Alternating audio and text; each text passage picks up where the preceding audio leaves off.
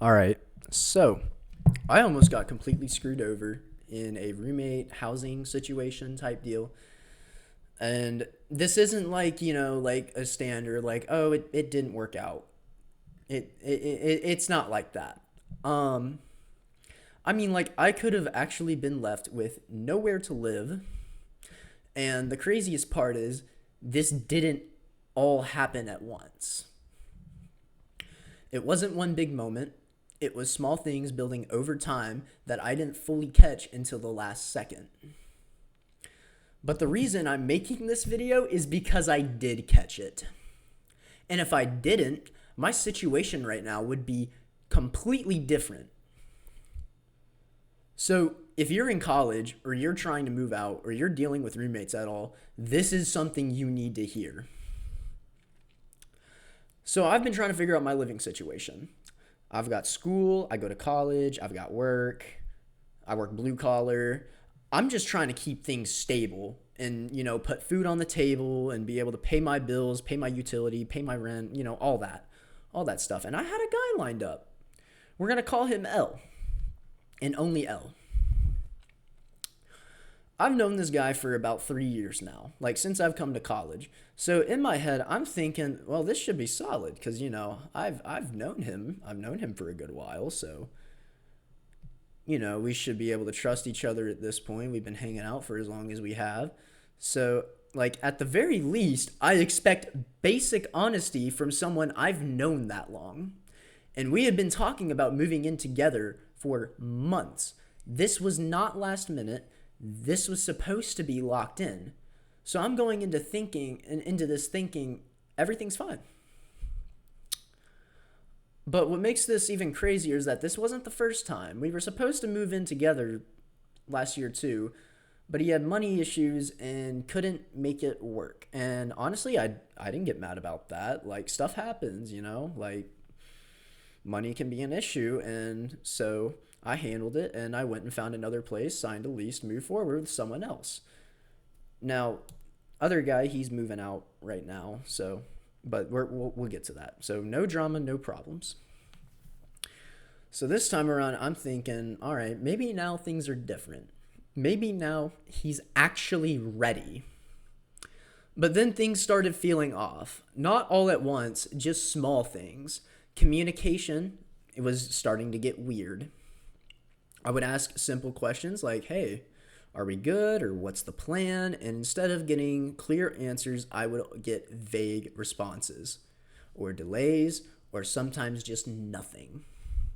And at first you kind of brush it off and you're like, okay, maybe they're busy, or like, oh, like they got other things going on, and like, yeah. But when it keeps happening and it starts to become a pattern, that's when it begins to matter. Because when communication is inconsistent, everything else usually is too. And looking back, that was the real red flag.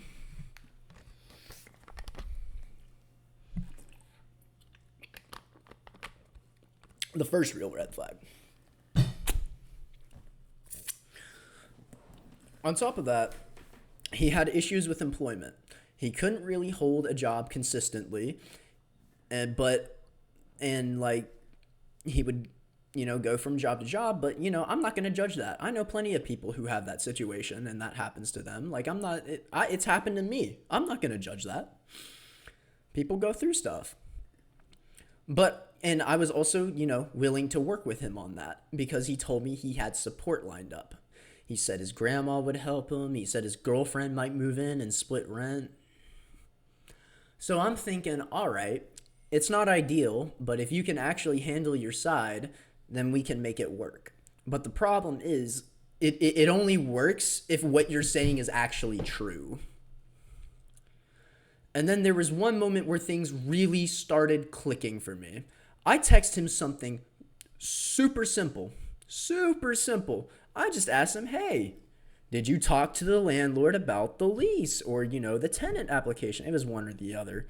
It don't matter no more. Well, it does matter because I'm making a video about this. But, like a completely normal question whenever you're asking somebody about a roommate situation. And then he comes back at me and he's like, bro, just stop bothering me about this. So I'm just sitting here like, what? What? Why are you telling me that? How are you going to get mad at me for asking about something that directly affects both of us? That, to me, did not make any sense. And then that's when I really started thinking, okay, something ain't right here. So today, I find out something. L has been telling other people that he was in fact not moving in with me for weeks. Weeks. So I'm just sitting here thinking, you knew this whole time and you just didn't say anything. You let me keep thinking everything was good while you were saying the opposite behind my back. That's crazy. And honestly, that's what got me. Not even anger at first. I was disappointed. I was disappointed that this guy that I've known for 3 years has been saying, and like, you know, the year previously, like we were going to move in, and then like and saying we're going to move in another year, and then it's just disappointing. It's like I'm making decisions that depend on this situation being real. And that was my first mistake. Assuming that what you were saying was already solid, because now I'm dealing with stress that I didn't need. I got school, I've got work, I've got my own responsibilities, and your lack of communication just made all of that harder. Your problems are not my problems, but they become my problems when you don't communicate them. So this is the part people don't think about. If I didn't figure this out in time, I could have had nowhere to live.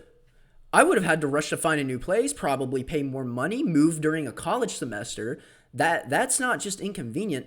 That's your entire situation getting thrown off. And that's exactly how people end up stuck in bad situations. Also, quick side note.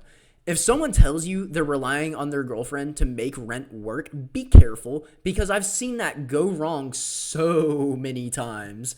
People move in too early, things don't work out, and now the whole situation collapses. That's not stability, that's hoping everything works out. But here's the part that actually matters. I didn't let it get that far. The moment I realized what was going on, I moved. I found someone, well, I didn't move. Script error. I didn't move. I got a new guy downstairs, but I found someone else and I locked it in, and now he's moving in downstairs. Done. But I did this because I'm tired of the inconsistency, I am tired of the unreliability, and I wasn't about to let someone else's situation mess up mine. And honestly, once I did that, everything felt back under my control again. So, if you take anything from this, take this seriously. Look for patterns in people, not excuses. If they're going to keep giving you excuses and then keep dodging you, they're not worth your time. They're not worth your time, and they're just going to they just want to throw you around. If someone is inconsistent, that is who they are. And if communication is bad, do not rely on them. That was my mistake. I will never make this mistake again. Don't sit around waiting for people to figure out their life while yours is on pause, because this is exactly how people end up with nowhere to live. They trusted the wrong person for too long. Don't be that person. Anyways, if you liked what you heard just now, and if you agree with what I'm saying, drop a comment, like, maybe subscribe. I would really appreciate it. I need some money to help pay my rent, so, you know, and I'm also in college, so anything helps, really. I don't have any pages to donate or anything, but Tropicana, sponsor me. Thank you.